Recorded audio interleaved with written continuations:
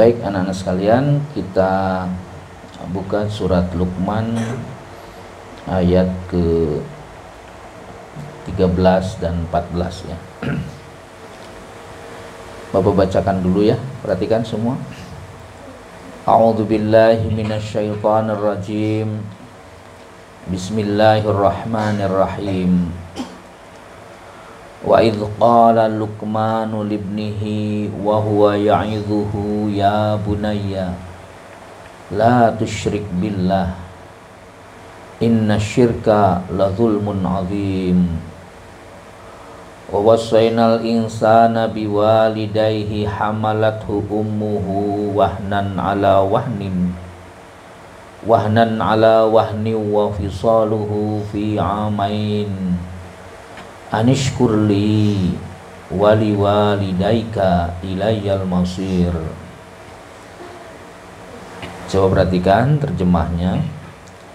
Wa idh qala Luqmanu, dan ketika Luqman berkata libnihi kepada anaknya, wa huwa ya'idhuhu, dan dia merupakan nasihat. Ya bunayya, ini nasihat Luqman kepada anaknya. Ya bunayya, hai anakku, la tusyrik billah, janganlah kalian syirik kepada Allah. Inna syirka, karena sesungguhnya syirik, la zulmun azim, sungguh merupakan penganiayaan yang besar atau kezaliman yang besar, atau bisa juga dosa yang besar. Wa wassaynal insana, dan kami wasiatkan kepada manusia, biwalidayhi, kepada kedua orang tuanya. Maksudnya kami wajibkan, kami wasiatkan berbuat baik ya pada manusia, biwalidayhi, kepada kedua orang tuanya. Hamalathu ummuhu, yang ibunya telah mengandungnya. Wahnan ala wahnin, dalam keadaan susah payah. Wa fisaluhu fi amain, dan menyapihnya selama 2 tahun. Anishkurli, supaya bersyukur kepadaku. Wali walidaika, dan kepada kedua orang tuamu. Ilayyal masir, kepadakulah tempat kembali. Bisa kira-kira? Bisa ya.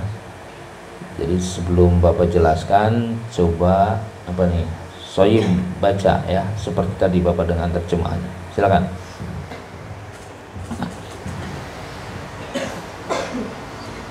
A'udzu billahi minasyaitonir rajim. Bismillahirrahmanirrahim. Wa idh qala Luqman, dan ketika Luqman berkata libni, kepada anaknya, wa huwa ya'iduhu, dan dia berupa nasihat. Ya bunayya, hai anakku, la tusyrik billah, janganlah kau syirik kepada Allah. Inna syirka, sesungguhnya syirik itu la dzulmun adzim, adalah kezaliman yang besar. Wassaynal insana, dan ketika kami wasiatkan kepada manusia, biwalidayhi, pada kedua orang tuanya. Hamalathu ummuhu, ibunya telah mengandungnya. Wahnan ala wahnin, dalam keadaan susah maupun payah. Susah payah aja. Wahnan ala wahnin, dalam keadaan susah payah. Wa fisaluhu, dan menyapihnya, fi amain, selama 2 tahun. Anishkurli, supaya bersyukur kepadaku. Wali walidaika, dan kepada kedua orang tuamu. Ilayyal masir, sesungguhnya kepadaku kalian tempat kembali. Enggak usah pakai sesungguhnya, kepadakulah tempat kembali. Ilayyal masir, padakulah tempat kembali. Shadaqallahu alazim. Coba Bagas baca. A'udzu billahi minasyaitonir rajim. Bismillahirrahmanirrahim. Agak keras ya. Wa idh qala Luqman, dan ketika Luqman berkata ibnihi, kepada anaknya, wa huwa ya'iduhu, dan dia merupakan nasihat. Ya bunayya, wahai anakku, la tusyrik billah, janganlah berbuat syirik kepada Allah. Inna syirka, sesungguhnya syirik itu la dzulmun adzim, merupakan kezaliman yang besar. Wa wasainal insana, dan kami wasiatkan kepada manusia biwalidayhi dan kepada orang tuanya, hamalathu ummuhu, yang telah mengandungnya, wahnan ala wahnin. Siapa yang mengandungnya? Siapa? Hamalathu ummuhu, ibunya telah mengandungnya, wahnan ala wahnin, dalam keadaan susah payah, wa fisaluhu fi amain, dan menyapihnya selama 2 tahun, anishkurli, supaya bersyukur kepadaku, waliwalidaika, dan kepada kedua orang tuamu, ilayyal masyir, kepadaku lah tempat kembali. Oke. Coba yang perempuan, silakan. Siapa nih namanya? Rifka ya? Ya, baca. Kalau nggak nyampe itu aja langsung baca. Sok.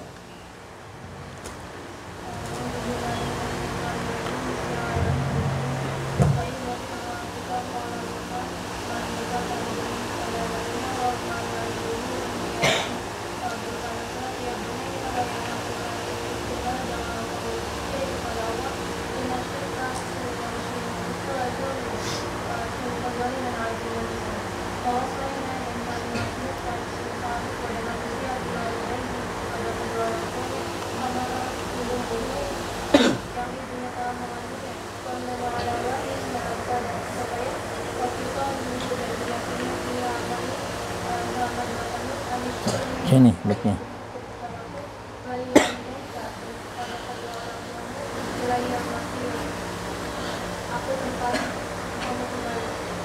Ilayya, kepadaku, al-masir, tempat kembali.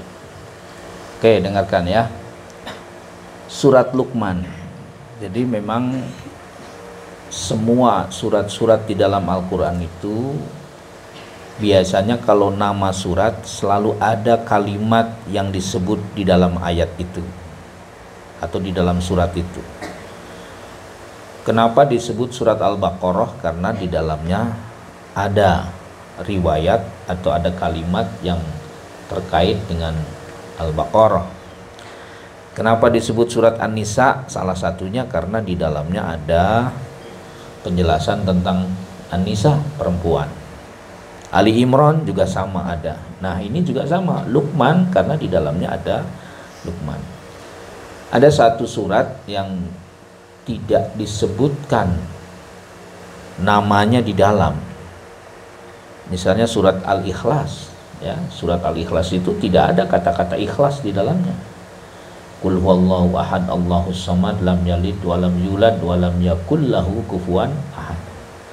Hampir semua surat di dalam Al-Quran, 114 surat itu, kecuali surat Al-Ikhlas ya, disebutkan namanya di dalam surat itu. An-Nas ada An-Nas, Al-Falaq juga begitu, dan seterusnya. Nah, di dalam surat Luqman, sebelum Bapak jelaskan tentang 2 ayat yang tadi kita baca, Luqman ini salah satu tokoh yang populer diabadikan oleh Allah di dalam Al-Quran, menjadi salah satu nama surat. Banyak versi ya tentang siapa Luqman itu. Sebagian versi menyatakan bahwa Luqman itu adalah seorang tokoh yang pernah hadir, pernah hidup sezaman dengan Nabi Daud alaihissalam.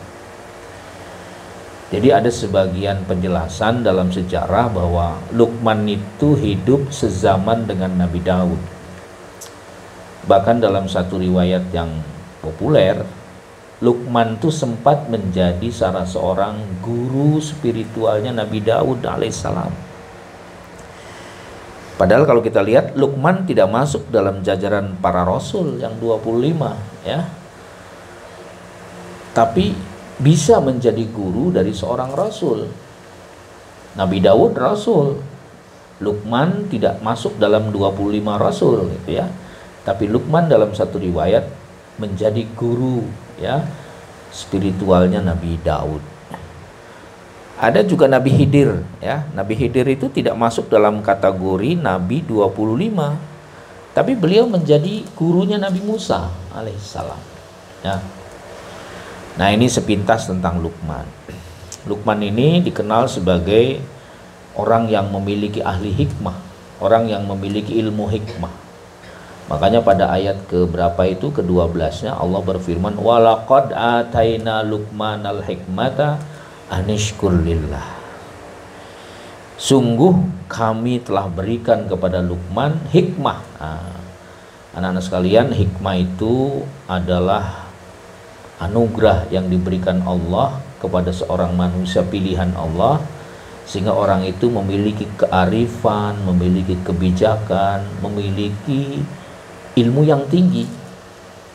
Makanya dalam ilmu keagamaan itu ada ulama, ada hukama, ada ahli ilmu, ada ahli hikmah.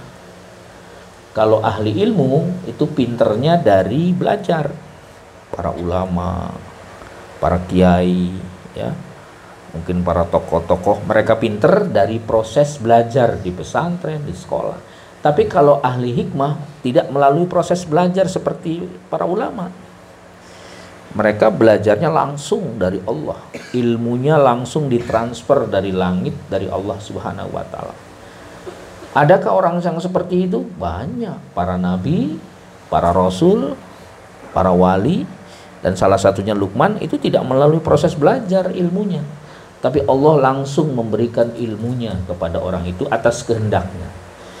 Nah, biasanya kalau orang-orang ahli hikmah itu kenapa kemudian diberi ilmu oleh Allah dengan ilmu bijak, ilmu kehikmah itu karena pikirannya bersih, jiwanya bersih, akhlaknya bersih, ya, perilakunya bersih, kedekatan dengan Allahnya luar biasa. Jadi ketika orang pikirannya sudah jernih, hatinya jernih, akhlaknya bagus, dekat dengan Allah, setia ibadahnya dengan Allah, itu punya potensi akan diberikan hikmah oleh Allah tanpa melalui proses belajar. Nah, para wali itu begitu, ya. Mereka nggak pernah belajar, tapi Allah memberikan ilmu langsung. Nah, itulah Luqman salah satunya, ya, salah satu tokoh yang diabadikan oleh Allah dalam Quran, yaitu beliau menjadi seorang tokoh ahli hikmah. Nah, pada ayat ke-12, ayat berapa tuh? 13, ya. Ada pesan, ya, pesan Luqman kepada anaknya. Anak-anak sekalian, Luqman itu kalau memberikan wasiat kepada orang lain, khususnya kepada anaknya, itu pasti menyejukkan yang mendengarkan. Makanya ciri orang yang ahli hikmah itu kalau bicara membuat hati nyaman, membuat orang yang mendengarnya tentram, membuat orang yang mendengarkan merasa menikmati gitu suasana. Itu orang-orang ahli hikmah. Dan salah satunya Luqman. Nah, ketika menasihati anaknya, kata Luqman, ya bunayya, hai anakku, la tusyrik billah, jangan syirik pada Allah. Anak-anak sekalian, ini Allah mengatakan nih, la tusyrik billah inna syirka la zulmun azim. Nasihat Luqman diabadikan oleh Allah Subhanahu wa Ta'ala di dalam Al-Quran, yang intinya pesannya jangan melakukan dosa syirik. Anak-anak sekalian, dosa syirik itu salah satu dosa terbesar dari 7 dosa yang digambarkan oleh Nabi. Yang pertama syirik, ya, yang kedua menyakiti hati kedua orang tua, yang ketiga lari dari peperangan, yang keempat makan riba, yang kelima membunuh, yang keenam menuduh orang lain, ya, berbuat yang tidak baik. Satu lagi apa? Ya, membunuh tadi sudah, ya. Itu ada 7, ya. Dan yang terbesarnya adalah syirik. Nah, wasiat Luqman kepada anaknya adalah jangan melakukan syirik, karena syirik itu dosa besar. Anak-anak sekalian, ini Bapak gambarkan. Jadi kalau kita menggambar seperti piramida seperti ini yang paling ujung ini Allah. Allah di atas segala-galanya. Allah nomor 1. Allah lah yang penguasa alam jagat raya ini. Allah menempati posisi paling tinggi. Nah, siapa wakil Allah? Wakil Allah adalah manusia. Para nabi, para rasul, kita semua ini wakil Allah. Dalam Al-Quran digambarkan begitu. Lalu di mana alam semesta, di mana setan, di mana jin, itu di bawah kita. Makanya syirik, harusnya orang itu mintanya kepada Allah yang atas. Tapi malah banyak manusia meminta sesuatu kepada benda, kepada kuburan, kepada benda-benda yang dianggap keramat, kepada dan seterusnya. Mereka padahal status benda-benda itu ada rankingnya di bawah manusia. Makanya syirik itu disebut dosa besar, ada dua alasannya. Yang pertama apa? Karena dia mengkhianati Allah. Harusnya kalau minta ya sama Allah yang lebih tinggi. Yang kedua apa? Yang kedua dia melecehkan dirinya sebagai manusia yang rankingnya sudah bagus kok mintanya ke bawah. Nah ini makanya syirik itu dianggap dosa besar. Hati-hati ya, sekarang di dunia media sosial banyak sekali ya jualan-jualan ya produk-produk yang berbau syirik ya, berbau syirik. Kita hindari. Nah itu yang pertama. Yang kedua, ayat yang berikutnya, kami wasiatkan kepada manusia untuk berbuat baik kepada orang tuanya, terutama kepada ibunya yang mengandungnya dalam keadaan susah payah, menyapihnya selama 2 tahun, ya, supaya bersyukur kepadaku dan kepada kedua orang tuamu, dan kepadakulah tempat kembali. Nah anak-anak sekalian, surat Luqman ayat ke-14 ini instruksi Allah kepada kita semua untuk berbakti secara total kepada kedua orang tua kita. Hati-hati ya anak-anak sekalian. Keberkahan hidup seorang anak itu terletak pada seberapa jauh ridho dan restunya orang tua kita. Bapak sering menyampaikan, walaupun anak itu soleh, rajin beribadah, ya, baca Qur'annya rajin, sholatnya rajin, mungkin nanti sedekahnya banyak, umrohnya misalnya berkali-kali, prestasinya naik, tapi kalau dia menyakiti hati kedua orang tuanya, maka tidak akan ada surga bagi anak. Ini hebatnya posisi orang tua. Jadi anak-anak sekalian, di dalam agama kita yang termuat salah satunya di dalam surat Luqman ini, bahwa surga itu sangat ditentukan oleh ridhonya orang tua. Ada satu cerita, Nabi Musa pernah bertanya kepada Allah. Apa kata Nabi Musa? Ya Allah, siapakah orang yang pertama kali masuk surga dari umatku? Ini kata Nabi Musa kepada Allah. Apa jawab Allah? Hai Musa, orang yang pertama kali akan masuk ke dalam surgaku dari umatmu adalah seorang anak muda yang menjadi pedagang daging di pasar sana. Nabi Musa terkejut. Loh, kenapa pedagang daging yang pertama kali masuk surga? Kenapa bukan orang alim? Kenapa bukan ulama? Kenapa bukan orang-orang saleh? Tapi Allah mengatakan itu pedagang daging yang ada di pasar itu yang akan masuk surga. Karena Nabi Musa penasaran, ya, besok harinya kira-kira begitu ya, Nabi Musa pergi ke pasar untuk menemui tukang daging. Dengan apa tujuannya? Pengen tahu apa yang menyebabkan Allah memasukkan ke dalam surga terhadap tukang daging ini. Kenapa bukan ulama? Kenapa bukan orang alim? Kenapa bukan orang saleh? Akhirnya Nabi Musa pergi ke pasar, cari gitu ya tukang pedagang daging itu, dan akhirnya ketemu. Singkat cerita apa? Kata Nabi Musa, Tuhan, kenalkan saya Musa, kata Nabi Musa. Rupanya tukang daging itu sudah mengenal Nabi Musa, karena Nabi Musa kan populer ya sebagai seorang rasul. Ya, saya sangat dengan senang hati wahai Tuhan, ya kira-kira begitu ya kata tukang daging. Lalu Nabi Musa mengatakan, seandainya engkau berkenan, izinkan saya ingin bersilaturahim ke rumahmu. Apa kata orang muda yang lagi dagang daging itu? Oh, dengan senang hati wahai Musa. Tapi tunggulah, nanti setelah dagangan saya selesai di siang hari, selesai kemudian mari ikut dengan saya dan bersilaturahim ke rumah saya. Akhirnya Nabi Musa menunggu, dan pedagang daging itu menghabiskan dagangannya sampai selesai. Sudah selesai lalu pulang, dan Nabi Musa ikut bersama tukang dagang daging tadi. Anak-anak sekalian, ketika sampai di rumah, pedagang daging itu mempersilahkan Nabi Musa duduk di ruangan. Kemudian apa yang dilakukan pemuda tadi atau anak muda yang pedagang daging itu? Dia masuk ke dalam kamarnya, lalu terlihat ada seorang perempuan tua yang sedang uzur di dalam kamar itu, yang tidak lain adalah ibu kandung dari tukang daging itu. Lalu apa yang dilakukan oleh pedagang daging itu? Pedagang daging itu kemudian membersihkan tempat tidur ibunya yang lagi sakit. ya, kemudian menyiapkan air hangat untuk memandikannya, menyiapkan susunya, menyiapkan daging untuk makanannya, menyiapkan sarapannya, lalu kemudian dimandikan ibunya yang sudah uzur dan sudah tua itu dengan air hangat. Dengan penuh kasih sayang dan penuh hormat, anak itu begitu ridho, begitu ikhlas mengurus ibunya. Dibersihkan. Setelah bersih kemudian dipakaikan bajunya, dirapikan rambutnya, kemudian setelah rapi disuapi makanan yang sudah disiapkan oleh anaknya tadi.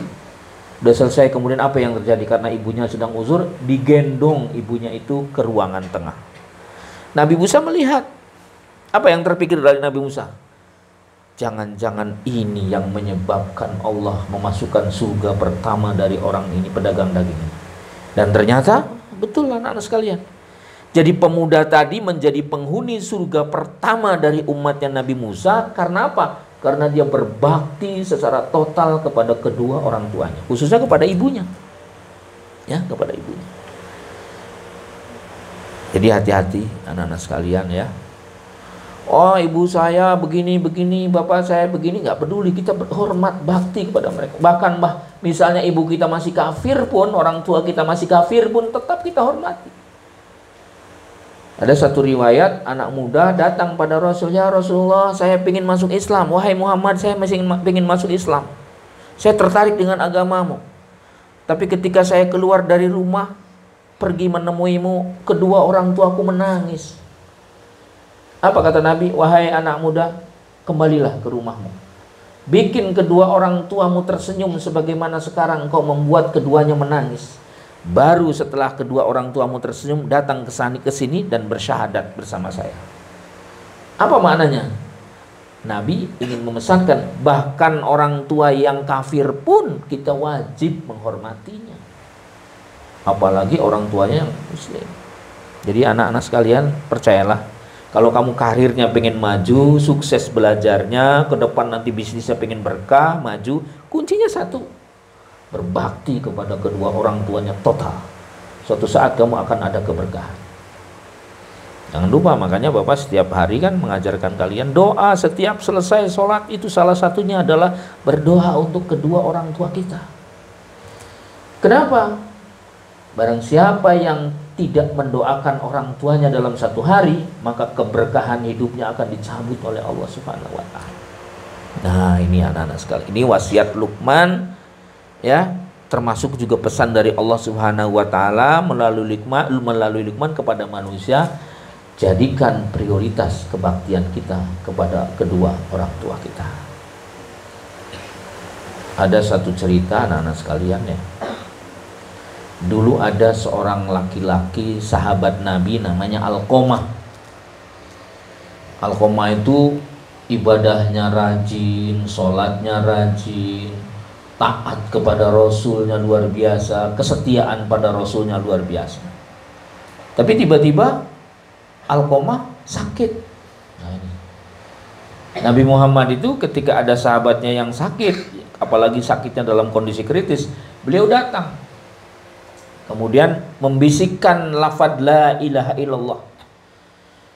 Ini juga pelajaran ya buat kalian, kalau nanti ada orang meninggal dari keluarga kalian, orang tua, ibu, saudara yang kelihatannya sudah tidak ada harapan hidup lagi, jangan lupa segera bisikkan ke dalam telinganya, lafaz la ilaha illallah.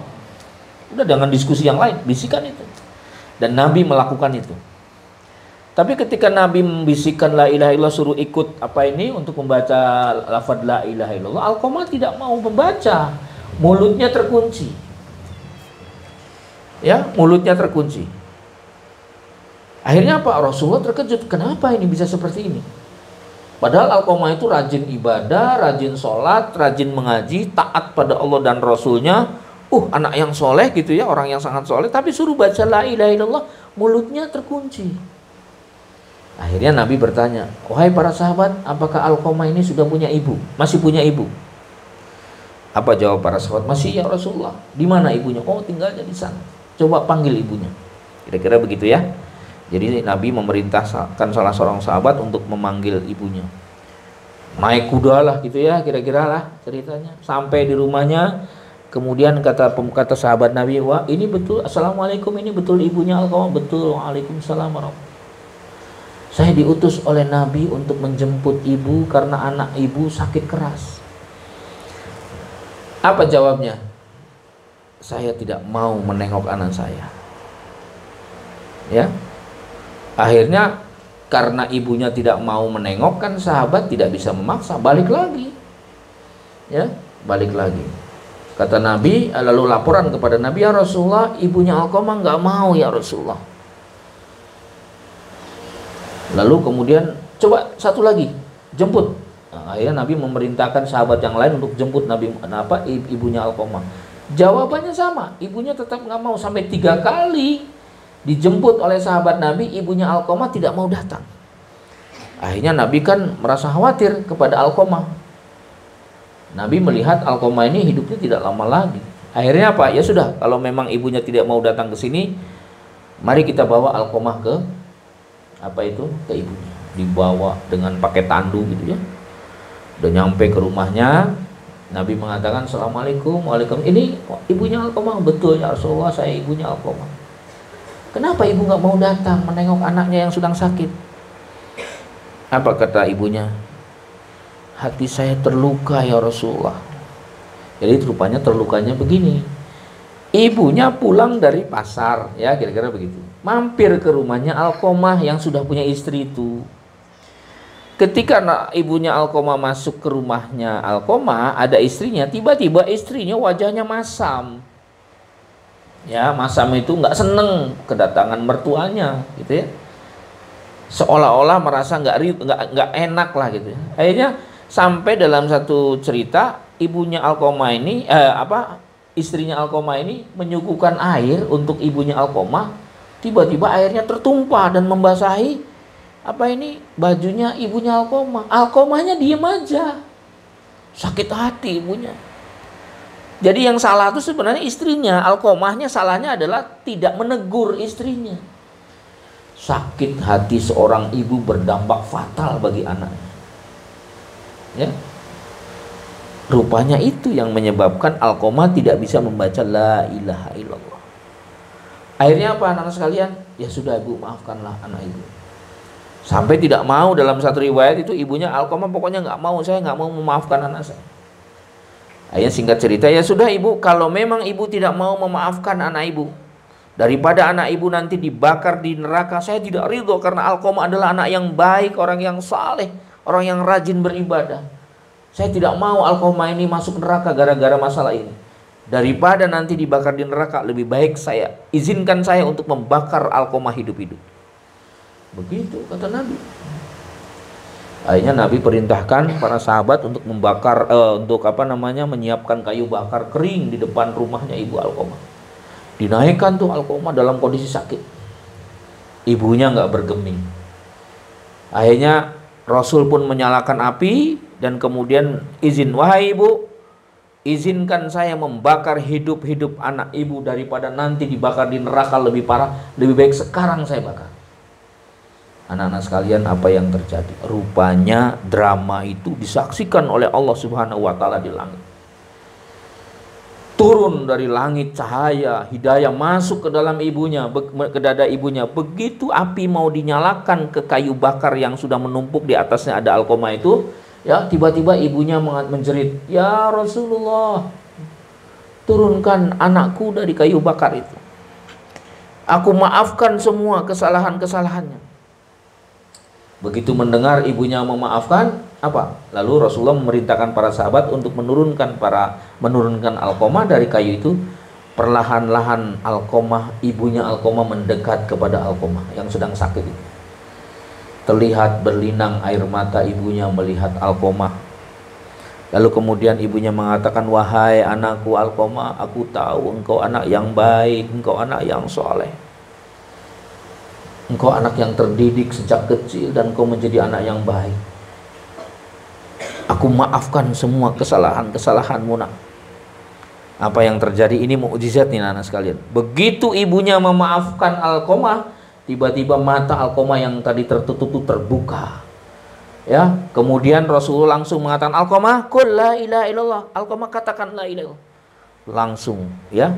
Alqamah memandang ibunya yang meneteskan air mata. Alqamah juga berlinang air mata dan kemudian mengucapkan la ilaha illallah Muhammadur Rasulullah.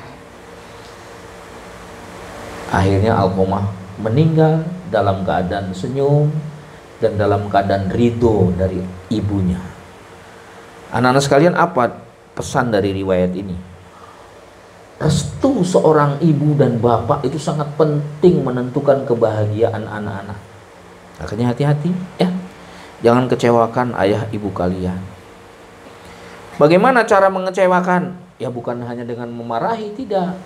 Ketika kalian dititipkan di pesantren ini kan untuk belajar. Alangkah bahagianya bapak ibu kalian ketika mendengar anaknya rajin belajar, anaknya rajin sholat subuh, puasa Senin Kemisnya rajin, taat dalam kegiatan.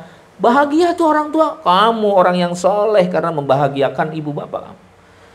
Tapi begitu kalian bikin masalah, membuat hati orang tua galau, sakit ya, maka disitulah artinya kalian sudah menyakiti hati kedua orang tua.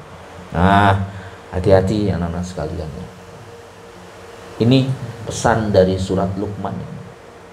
Kesimpulan dari 2 ayat dalam surat Luqman ini, yang pertama, jaga akidah kita dari perbuatan syirik. Yang kedua, berbakti kepada kedua orang tua secara total agar kita hidupnya berkah. Pertanyaannya, bagaimana kalau bapak ibu sudah nggak ada, Pak? Apakah wajib kita berbakti? Wajib. Doa ada 3 caranya berbakti kepada orang tua yang sudah meninggal. Yang pertama apa? Doakan setiap hari ketika kita, paling tidak setelah selesai sholat, untuk mendoakan kedua orang tua kita. Doa seorang anak yang soleh itu membantu tangisan bapak ibu yang ada di dalam kubur, yang boleh jadi karena amalnya kurang menangis disiksa oleh Allah, tapi dengan doa terus menerus dari anaknya, maka terbantu, siksaan Allah pun akan dikurangi oleh kepada kedua orang tua kita.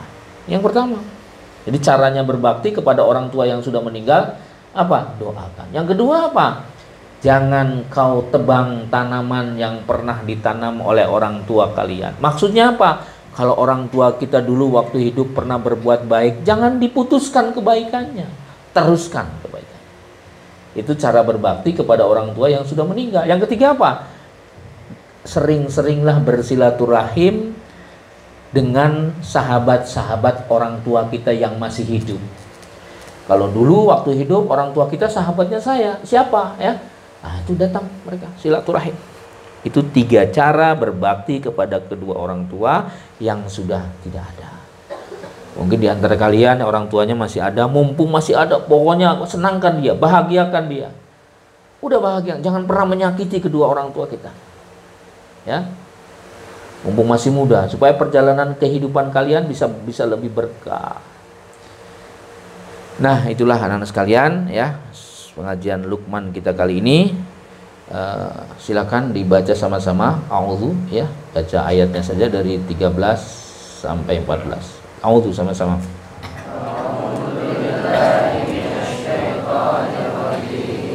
Bismillahirrahmanirrahim.